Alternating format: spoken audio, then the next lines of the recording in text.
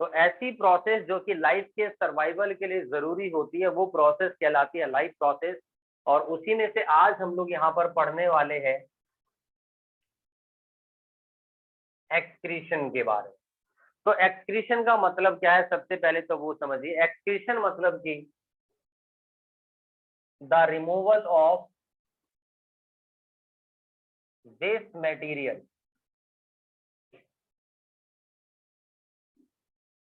From the body. Body में से waste material का रिमूवल ही हमारा एक्सक्रीशन कहलाता है बच्चों, ठीक है। तो किसी भी तरीके के वेस्ट का रिमूव होना बॉडी में से हमारा एक्सक्रीशन कहलाता है। अब हम लोगों ने जैसे फर्स्ट टॉपिक पढ़ा था डाइजेशन, तो हम लोगों ने उसमें पढ़ा था, उसमें भी एक्सक्रीशन था, बट उसमें एक्सक्रीशन को हम एक्सक्रीशन नहीं बोलते थे, इजेक्शन बोलते थे, EGESTION। इसका मतलब होता है the removal of undigested food from the body, ठीक है। जो बॉडी में से एक्सक्रीटरी मटेरियल होता है, उसमें जो पॉटी होता है बेसिकली, उसको हम लोग इजेक्शन बोलते हैं। जो फूड पच गया, डाइजेस्ट हो गया, वो बॉडी में लग गया, जो नहीं वो इन the form of potty body से बाहर निकल गया, उसको हमने इजेक्शन बोला। और उसी को बोला हम लोगों ने फीसिस बोला जाता है उसको, उसी को स्टूल बोलते हैं, है ना। लिखा होता है स्टूल टेस्ट, यूरिन टेस्ट, तो स्टूल मतलब पॉटी, फीसिस भी बोल देते हैं। तो फीसिस यानी कि वही मतलब हो गया। तो the removal of undigested food है, लेकिन वो सारा का सारा वो मेरा इजेक्शन कहलाता है, वो भी एक्सक्रीशन का पार्ट, लेकिन स्पेसिफिकली इजेक्शन है। स्पेसिफिकली एक्सक्रीशन का मतलब होता है बॉडी में से किसी भी तरीके के जो वेस्ट का रिमूवल होता है वो एक्सक्रीशन कहलाता है बेसिकली। तो जब removal of solid material in the form of body, जब बॉडी में से डाइजेस्टिव फूड निकल रहा है तो उसको हमने बोला इजेक्शन। जब हम यूरिनेशन के बारे में बात करते हैं तो removal of waste from the body के अंदर, यानी एक्सक्रीशन के अंडर में ही यूरिनेशन को पढ़ रहे हैं बेसिकली, ठीक है।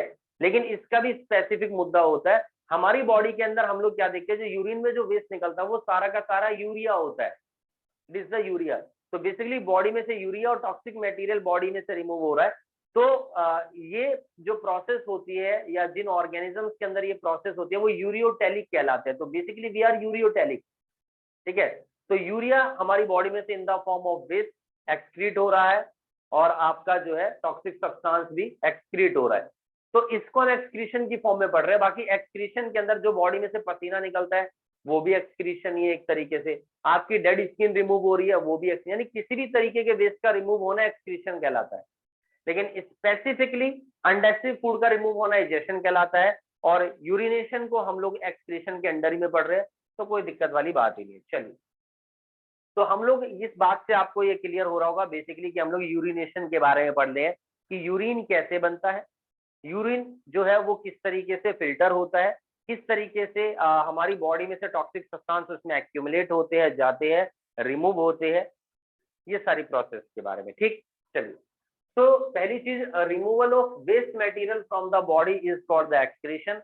लेकिन हम लोग ये जो बात करेंगे बच्चों, ये यूरिन के रिस्पेक्ट में बात करें, ठीक।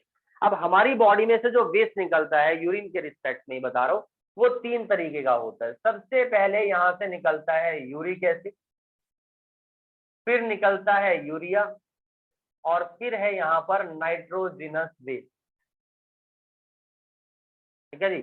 जो नाइट्रोजनस वेस्ट होता है, अगर हम बात करते हैं ह्यूमंस के बारे में, तो ह्यूमंस के अंदर हम लोग क्या देखते हैं, यूरिया निकलता है in the form of excretory material, in the form of waste. और साथ में यहाँ पर हम देखते हैं कि ये टॉक्सिक होता है बॉडी के लिए। टॉक्सिक तो बाकी सारी चीजें भी है। कई बार ऐसा होता है कि बॉडी के अंदर यूरिक एसिड भी बनता है। जैसे आपने सुना होगा किसी के पैरों में दर्द रहता है, घुटनों में दर्द रहता है बड़ी जवानी में, तो सोचो कि हो सकता है उसकी बॉडी के अंदर यूरिक एसिड बन रहा है। वो बंदा हो सकता है जरूरत से ज्यादा प्रोटीन खा रहा है, उसकी बॉडी में एक स्पेशल तरीके की डाइट रेगुलर जा रही है, और हो सकता है उसमें ज्यादा प्रोटीन है तो उसकी वजह से भी ऐसा हो सकता है, ठीक है। या कुछ बंदे होते हैं जो खा तो रहे बाहर का, मान लो कोई ऐसा शख्स है जिसको जो है मोमोज रोज चाहिए, हफ्ते में 4 दिन तो चाहिए, बाहर का खाना चाहिए। अच्छा, अब लेकिन वो पानी ज्यादा नहीं पीते, तो बॉडी के अंदर ये सब चीजें इकट्ठी होने लगती है। अब जैसे जो एक्वेटिक एनिमल्स होते हैं ना, उनका जो वेस्ट निकलता है वो यूरिक एसिड निकलता है। यूरिक एसिड को बॉडी में से एक्सक्रीट करने के लिए, निकालने के लिए बहुत ज्यादा वाटर चाहिए होता है, और इतना पानी हम पीते ही नहीं।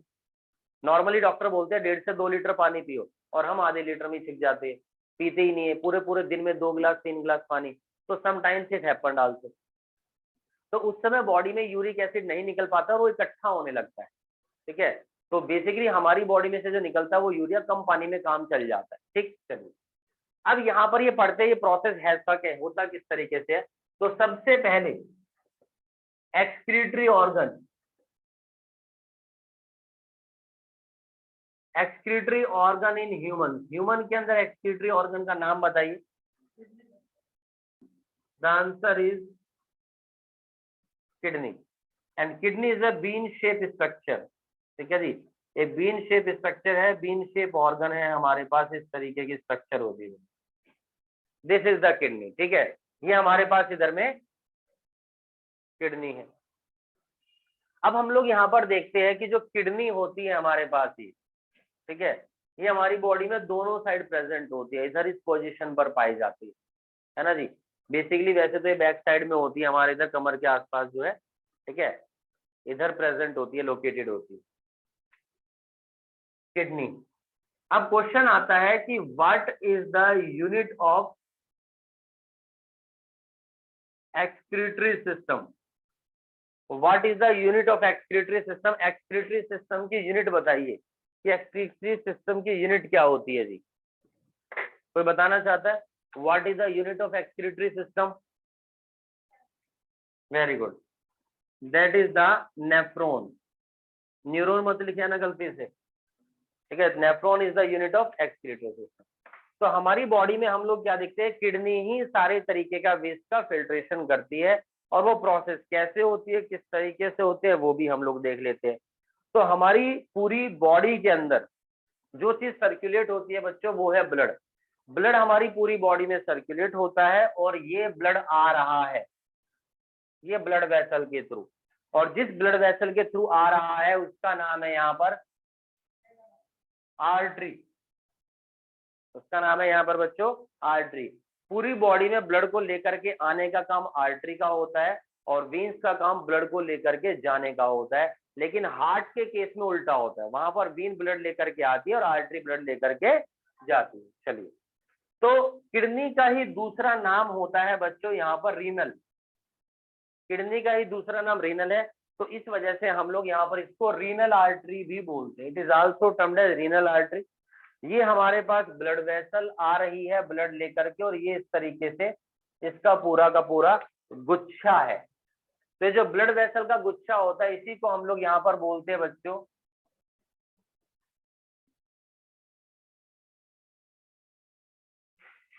Glomerular, this is called the glomerular. ठीक है, ये हमारे पास इधर में जो है ग्लोमेरुलस है।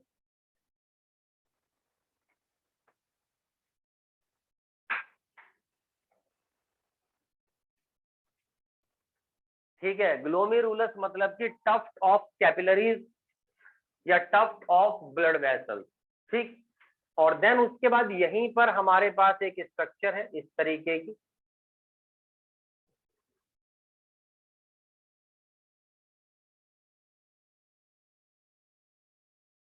ठीक है, this is termed as Bowman's capsule.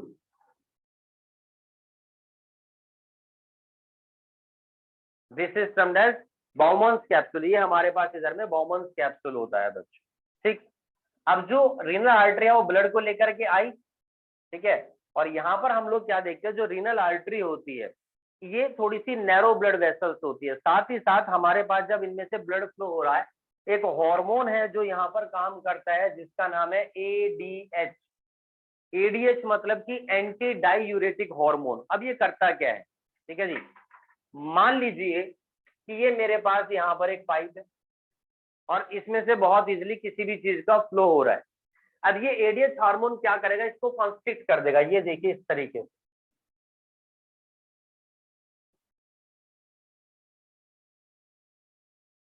मतलब मैंने इसको यहां से पिचका दिया, जब मैं यहां से इसको पिचकाऊंगा तो यहां से इससे जो भी लिक्विड पास हो रहा है वो प्रेशर से निकलेगा फास्ट, ये कंफर्म है।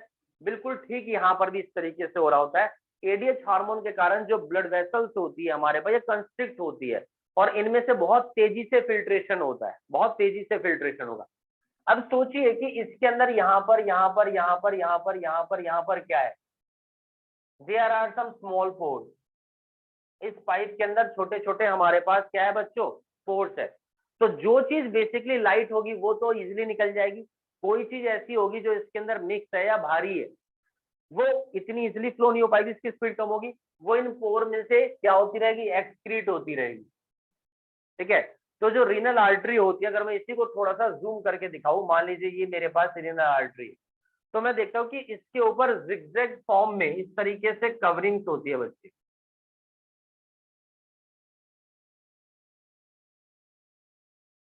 ठीक है जी, ये देखिए ये कवरिंग है। तो मैं आपको बता रहा हूँ कि ये तो ब्लड वेसल होगी सोचो, और इसके ऊपर एक शीट की कवरिंग है, जहां जहां पर ये डार्क रीजन है वो कवरिंग है, और जहां जहां पर ये डार्क रीजन नहीं है वो बहुत ही पतली पतली हमारे पास क्या है बच्चों, फाइन ओपनिंग्स है। These are the fine opening. तो क्या होता है, जब यहाँ से ब्लड जा रहा होता है तो बेसिकली इसमें से बहुत सारा मेटीरियल यहाँ से एक्सक्रीट हो जाएगा, बाहर हो जाएगा। ठीक है जी, जो मटेरियल बहुत सारा तो ट्रांसफर होगा, लेकिन बहुत सारा इन पोर्स में से, जिनको हम बोलते हैं यहाँ पर पोडोसाइट, इनमें से क्या हो जाएगा बच्चों, जब फ्लो हो रहा है तो इनमें से निकलेगा, वो एक्सक्रीट हो जाएगा। तो ये क्या हो रहा है बेसिकली, बहुत ही, जब एक तो नैरो वेसल्स हो गई हमारे पास, बहुत ही फाइन कैपिलरीज है, उसमें से सारा का सारा ये वेस्ट यहाँ से रिलीज हो रहा है, एक्सक्रीट हो रहा है इन पोडोसाइट्स के थ्रू। तो basically there is a ultrafiltration. यहाँ पर क्या हो रहा है, हम लोग क्या देखेंगे, अल्ट्रा फिल्ट्रेशन हो रहा है। जैसे मान लीजिए आप लोग चाय छान रहे हैं, ठीक है, और पतीले में से आपने चाय छानी, छलनी में से चाय निकल गई, अब उस छलनी के ऊपर चाय पत्ती आ गई, सोचो अगर आप उसको प्रेस कर दो तो आप देखेंगे थोड़ी सी और चाय पत्ती, चाय उसमें से निकलेगी, है ना, वो प्रेशर से निकलेगी, अभी धीरे धीरे निकल रही है, आप उसे प्रेस करो फास्ट निकलेगी।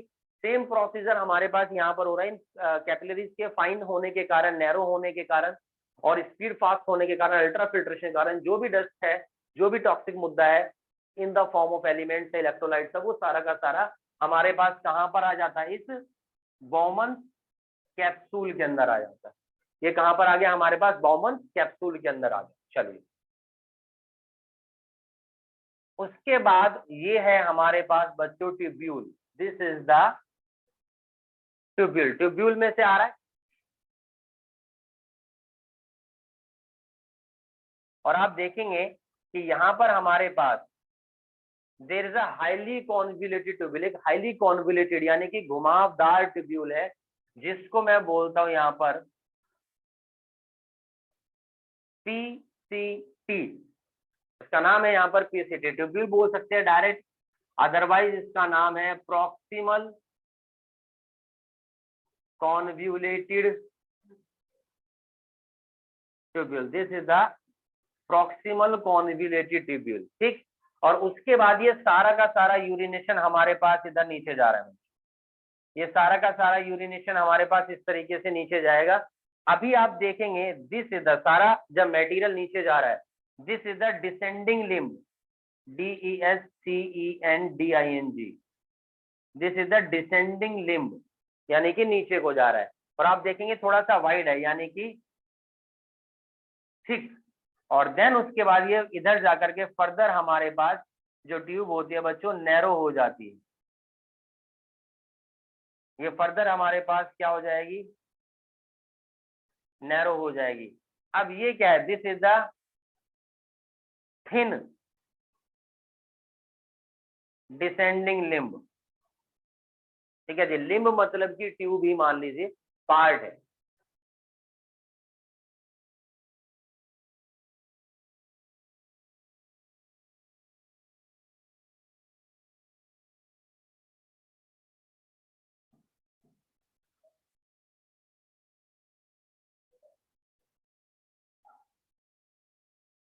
ठीक है, ये मेरे पास यहाँ पर इस तरीके से स्ट्रक्चर, तो thick descending limb, thin ascending limb. अब ये जो स्ट्रक्चर दिख रही है आप लोगों को, हेयर पिन लाइक स्ट्रक्चर है ना, हेयर पिन नहीं होती जो है, सेफ्टी पिन नहीं, जो हेयर पिन होती है जो लड़कियां बालों में लगाती है ना, हेयर है किसी के पास, चलो वेरी गुड। तो हेयर पिन लाइक स्ट्रक्चर होती है, इसी को हम बोलते हैं हैनलीज लूप।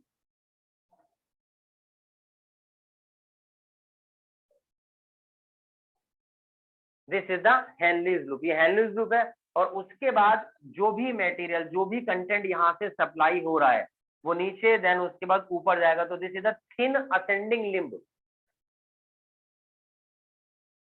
ये है थिन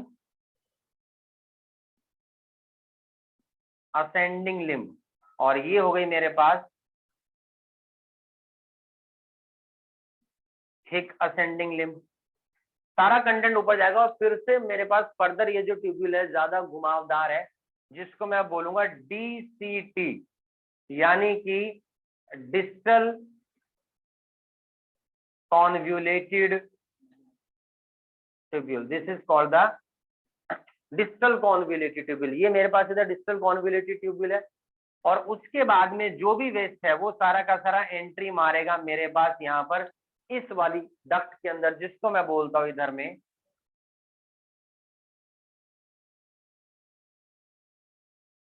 कलेक्टिंग डक्ट।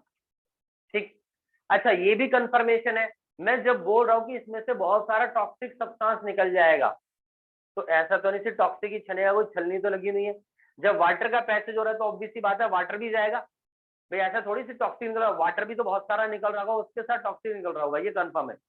ठीक इसी तरीके से हम लोग क्या देखते हैं, जब यहाँ पर अल्ट्रा फिल्ट्रेशन होता है इन ब्लड वेसल्स के अंदर, ब्लड भी है हमारी बॉडी के अंदर, हम लोग देखते हैं लगभग लगभग 5 लीटर ब्लड है, जिसके अंदर हम देखते हैं कि मैक्सिमम हमारे पास वाटर है। ठीक है, तो उसके अंदर हम लोग क्या देखते हैं कि जब ये अल्ट्रा फिल्ट्रेशन होगा तो इसमें बहुत सारा टॉक्सिक सब्सटेंस तो है ही, ये कंफर्म है, लेकिन वो बहुत सारे वाटर के साथ यहाँ पर आ रहा होता है, उसके अंदर कुछ डिजोल्व हो करके, और कुछ उसके साथ यहाँ पर जो है अल्ट्रा फिल्ट्रेशन के दौरान यहाँ पर वो पहुंचे हैं जो टॉक्सिक सब्सटेंस है। बट सर ऐसा कोई कंफर्मेशन तो है नहीं, बिल्कुल सही बात है, ऐसा कोई कंफर्मेशन तो है नहीं कि यहाँ से टॉक्सिक ही निकलेंगे, बहुत सारा मटेरियल आता है, कुछ कुछ हमारे पास वापिस चला जाता है, कुछ कुछ यहाँ पर रह जाता है। अब मैं देखता हूँ कि ये जो ब्लड यहाँ पर आया है, तो सारा तो फिल्टर होता नहीं, ब्लड तो यूरिन में से निकलता नहीं है, वो फिल्टर होता है, टॉक्सिक और वाटर वहां से आ रहा है। देखो कितना अल्ट्रा फिल्ट्रेशन होगा कि छान करके उसमें से पूरा प्रॉपर फिल्ट्रेशन प्रोसेस कर दी और पानी निकाल दिया। समझ लो कितना जबरदस्त फिल्ट्रेशन होगा, कितनी बढ़िया छलनी लगी हुई होगी। सोचो एक ऐसी छलनी, चाय पत्ती, हम चाय छान रहे हैं और छलनी में से छाना तो चाय अलग कर दिया, पानी अलग कर दिया, दूध अलग कर दिया, सोचो कितनी जबरदस्त छलनी होगी। आप लोगों ने 9th में पढ़ा होंगे फिल्ट्रेशन मेथड, सेपरेशन मेथड, तो जो उसी तरीके का उससे भी बढ़िया जबरदस्त फिल्ट्रेशन सिस्टम हमारी बॉडी के अंदर फिट है। अब यहाँ पर हम लोग क्या देखते हैं कि वाटर आया और वाटर के साथ बहुत सारे जो हार्मफुल चीजें तो है, लेकिन बेनिफिशियल चीजें भी यहाँ पर हमारी क्या हो गई है बच्चों, फिल्ट्रेट की फॉर्म में आ गई है। अब एक तो रीनल आर्टरी है, ब्लड को लेकर के आ रही है, जो छन गया, लेकिन वापस भी तो लेकर के जाना पड़ेगा ना, वापस भी लेकर के जाना पड़ेगा। तो इसी में अटैच है मेरे पास यहाँ पर रीनल वेन, जो उस ब्लड को एक तो वापस ले गई, ठीक है, एक तो गोल गोल घूम के आपका यहाँ से फिल्ट्रेशन हो गया, जो बच्चा वो तो आगे जाएगा ही। अब यही जो रीनल वेन होती है, हम लोग क्या देखते हैं, इसी की एक ब्रांच होती है, वो इसके ऊपर ओवरलैप होती है इस तरीके से, वो इसके ऊपर क्या है बच्चों, ओवरलैप है। ठीक है जी, वो इसके ऊपर ओवरलैप है, जिसको हम लोग यहाँ पर बोलते हैं वासा रेक्टा। ठीक है जी, तो this system is termed as, इधर में मैं बोल देता हूँ इसको वासा रेक्टा। और वो क्या करती है, इसमें से वाटर का क्या करती है, दोबारा से रीअब्जॉर्प्शन, और बहुत सारे एलिमेंट्स का जो आयंस की फॉर्म में हमारी बॉडी में प्रेजेंट है, जिनको हम इलेक्ट्रोलाइट्स बोलते हैं, उनका भी रीअब्जॉर्प्शन करनी है, जो हमारी बॉडी के लिए एसेंशियल है। समझे, तो ये देखिए इस तरीके से, इस तरीके से हमारे पास फर्दर क्या हो जाता है बच्चों, रीअब्जॉर्प्शन हो जाता है, फर्दर रीअब्जॉर्प्शन, और वो उस मटेरियल को लेकर के फर्दर हमारी बॉडी पार्ट्स में चला जाता है। तो इस तरीके से क्या होता है, एक्सक्रीशन होता है in the form of urine हमारी बॉडी के अंदर। और ये जो पूरी की पूरी यूनिट है, ये जो पूरा का पूरा सिस्टम बच्चों, this diagram is termed as nephron, इसी को हम लोग यहाँ पर क्या बोलते हैं, नेफ्रॉन बोलते हैं। सिर्फ ग्लोमेरुलस और सिर्फ बोमन्स कैप्सूल को बोला जाए तो इन दोनों को मिलाकर के यहाँ पर बोला जाता है मैलफिजियन ट्यूब्यूल, इसको हम लोग यहाँ पर बोलते हैं इधर में मैलफिजियन ट्यूब्यूल बोला जाता है। तो this is all about the nephron, ये हमारे पास नेफ्रॉन है। और ये सारा सिस्टम कहाँ पर प्रेजेंट है बच्चों, ये सारा सिस्टम सोचिए आपका किडनी के अंदर, ये सारा सिस्टम यहाँ पर किसके अंदर है, ये सारा सिस्टम देखिए। अब ये जो सारी जो स्ट्रक्चर है, ये नेफ्रॉन है, बेसिकली कहाँ पर है बच्चों, ये किडनी के अंदर प्रेजेंट होती है हमारी। तो बीन शेप स्ट्रक्चर है लगभग, ठीक है जी। अब अच्छा, ये जो चीज मैंने बताया, देखो ये है कलेक्टिंग डक्ट जो इसको कलेक्ट कर रही है, ठीक है, जो इसको कलेक्ट कर रही है।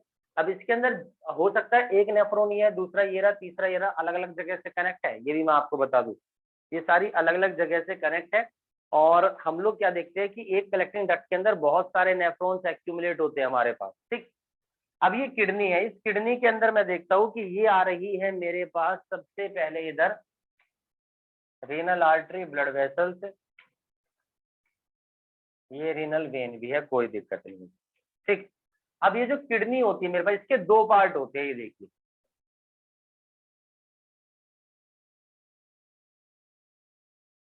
किडनी की स्ट्रक्चर कुछ इस तरीके से,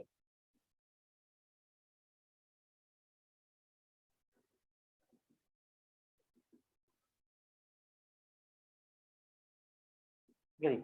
आप देखेंगे एक तो कॉर्नर वाला रीजन है जहां पर एक डॉटेड डॉटेड स्ट्रक्चर बनी हुई है, this is called the cortex, ये मेरा कॉर्टेक्स रीजन कहलाता है। और जो अंदर वाला जो रीजन है, ये वाला पूरा का पूरा, ठीक है जी, this is called the medulla. और इसके अंदर ये जो स्ट्रक्चर आप दिख रहे हैं, जो सिंगल स्ट्रक्चर है, दिस इज द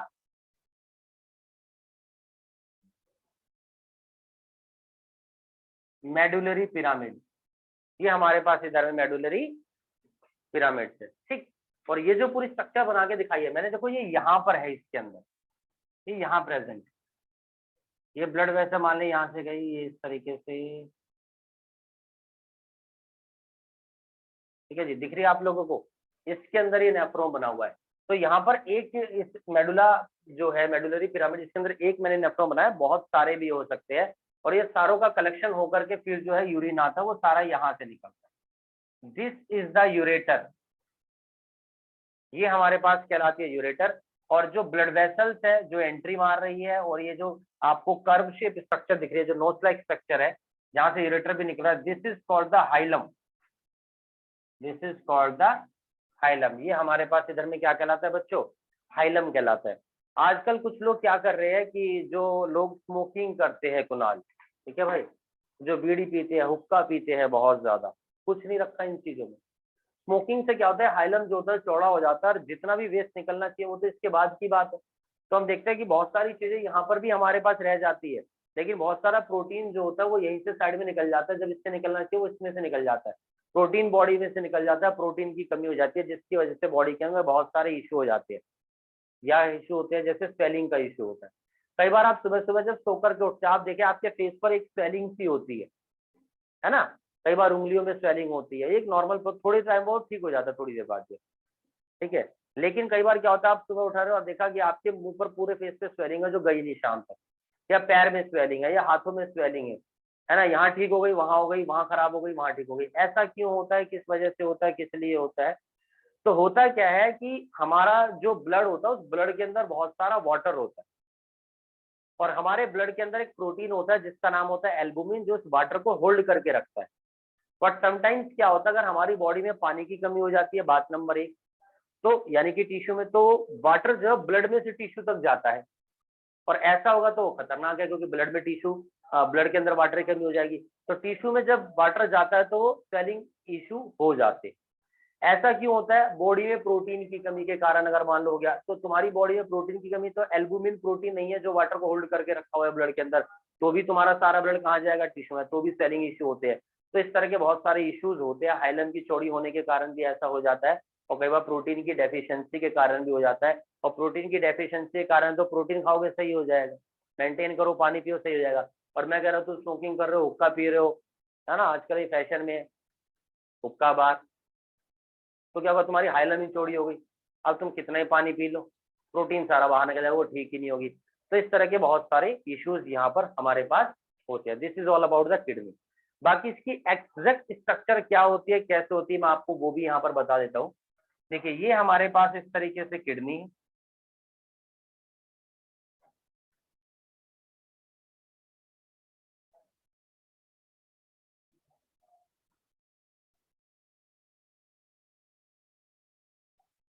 ये हमारे पास ब्लड वेसल्स है, और ये हमारे पास है इधर में यूरेटर। अब सोचो यूरेटर ही सारा वेस्ट लेकर के आ रही है, यूरेटर सारा वेस्ट लेकर के आ रही है, ये यूरेटर हर एक मेडुलरी पिरामिड के कलेक्टिंग डक्ट से कनेक्ट है, जिसमें बहुत सारे नेफ्रॉन है। इसमें एक नेफ्रॉन हो सकता है 4-5 हो, इसमें 5-7 हो, इसमें 10-12 हो, इसमें और भी सारे कनेक्ट होते हैं कलेक्टिंग ट्यूब्यूल से। कलेक्टिंग ट्यूब्यूल से सारा मुद्दा आता है यूरेटर के थ्रू, ये यूरेटर है। और उसके बाद में हमारे पास जब यूरेटर से सारा कनेक्शन आता है तो ये आपका आकर के कनेक्ट होता है ब्लैडर से, जिसको हम बोलते हैं urinary bladder. This is the urinary bladder, ये यूरिनरी ब्लैडर, इसमें सारा यूरिन आकर के यहाँ पर कनेक्ट हो जाता है। देन इसके बाद यहाँ पर एक ओपनिंग होती है, ठीक है। This is the opening of urethra. Urethra जो होती है वो इजैकुलेटरी डक्ट होती है बेसिकली, ठीक है जी। ये जो ट्यूब है दिस इज द यूरेथ्रा, जो ह्यूमन मेल पीनस के साथ साथ रन कर रही होती है, ठीक है। दिस इज द यूरेथ्रा, और ओपनिंग ऑफ यूरेथ्रा बोल दो या इजैकुलेटरी, जहां से इजैकुलेशन हो रहा है वो बोल दो। ये excretion of ejection of urine हो रहा है, this is the urethral metre. ये हमारे पास क्या कहलाता है बच्चों इधर में, यूरेथ्रल मीटर, जो रन कर रहा है along with the male penis, human male penis के साथ साथ, ठीक है जी। दिस इज द पीनस, जो प्रोनाउंसिएशन होती है इसकी वो पीनस होती है, जो ह्यूमन मेल के अंदर पॉपुलेटरी ऑर्गन भी है, जिसके बारे में डिटेल में रिप्रोडक्शन में पढ़ेंगे। और इसके साथ साथ यूरेथ्रा ये रन कर रही है, जहां से यूरिन यहाँ से निकल। अब हम लोग क्या देखते हैं कि कई बार जो स्टोन होता है, पथरी किडनी में अटकी हुई है तो किडनी में दर्द हो रहा है, हो सकता है यूरेटर में आकर के अटक जाए, हो सकता है ब्लैडर में चले जाए, और हो सकता है यूरेथ्रा के अंदर भी अटक जाए। अगर वो किडनी से निकल के मैं कह रहा हूँ यूरेटर में आ गई है, कोई समस्या नहीं है। ब्लैडर से यूरेथ्रा में आ गई है, कोई समस्या नहीं है, यूरिन के साथ जरूर निकल जाएगी। उस समय एडीएच काम करेगा तो बढ़िया रहेगा, ठीक है जी।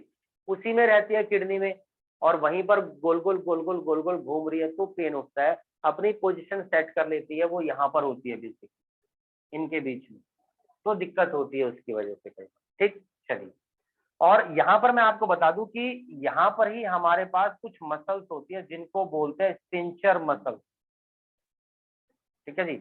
स्पिंचर मसल्स होती है जो यूरिन को होल्ड करके रखती है। जैसे मेल के अंदर क्या होता है, 2 स्पिंचर मसल्स होती है, यूरिन को हम रोक के रख सकते हैं, यूरिन को होल्ड करके रख सकते हैं, ठीक है। जब सुटेबल जगह मिलेगी, सुलभ शौचालय मिलेगा, वहां जाकर के यूरिनेशन कर सकते हैं, ठीक है ना। खुले में तो बंद है अब तो, चालान कट जाएगा। अच्छा, फीमेल के अंदर यूरिन को होल्ड करने की ताकत ज्यादा होती है, क्योंकि उनके अंदर 4 स्पिंचर मसल्स होती है कंपैरिजन टू मेल, ठीक है। तो ये पूरा का पूरा सिस्टम है। कई बार आपने सुना होगा किसी बंदे की किडनी खराब हो गई, तो उस केस में क्या होता है, डायलिसिस होती है। डायलिसिस क्या होती है, एक मशीन होती है, यहाँ पर हाथ में आपका जो है इंजेक्शन जाएगा और एक ट्यूब जाएगी जिससे सारा ब्लड खींचा जाएगा, और ये जो प्रोसीजर यहाँ पर हो रहा है ये वाला, ये सारा एक मशीन में होगा, और उसको फिल्टर करके दूसरे हाथ से वो ब्लड अंदर जाता रहेगा, यहाँ से निकलता रहेगा, यहाँ से जाता रहेगा। ये प्रोसीजर होता है किसके अंदर, डायलिसिस के अंदर। तो डायलिसिस में क्या होता है कि आप बस इतना कर सकते हैं कि डिले कर सकते हैं डेथ को। जहाँ आदमी 1 साल में मरेगा उसको 2, 3, 4, 5 साल जिंदा रख सकते हैं, बाकी बचने के चांसेस बहुत कम होते हैं। तो ज्यादा से ज्यादा पानी पीजिए, ठीक है। तो this is all about the excretory system in human being. Human being के अंदर किस तरीके से यहाँ पर